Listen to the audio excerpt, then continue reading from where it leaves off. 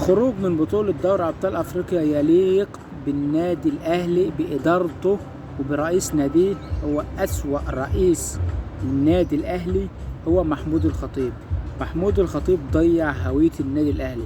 محمود الخطيب اللي بيجيب صحابه يديروا النادي الأهلي وهم فشلة، ما عندهمش 1% من الإدارة. صفقات كلها مضروبة، صفقات كيدية، بوظوا النادي. مشى عبد الله السعيد 2019 عشان اوضه اللبس، قام جايب تريزيجيه وزيزو، واحد بياخد 120 مليون والتاني واخد 100 مليون، فبوظ اوضه اللبس. طب انت مشيت عبد الله السعيد ليه؟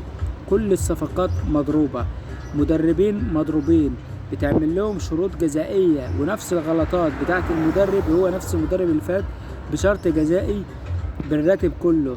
ليه؟ نفتكر كلام احمد القندوسي اللاعب الجزائري اللي قاله تقريبا من السنة اللي فاتت، هل في سمسرة في النادي الأهلي؟ الله أعلم. محمود الخطيب هو أسوأ رئيس مسك النادي الأهلي. صفقات لعيبة، صفقات كيدية، ما بيجيبش احتياجات الفريق، صفقات مضروبة. واحد زي عمرو الجزار كان معروض من محلة ب20 مليون، لا اشتراه من البنك الأهلي ب60 مليون وهو مصاب. ما عندناش مهاجم في النادي الاهلي، عندنا 3 مهاجمين ولا واحد فيهم يصلح للعب النادي الاهلي. ده بسبب مين؟ بسبب محمود الخطيب وادارته.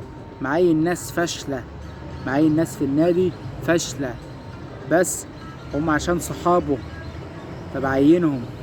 موظفين فاشلين.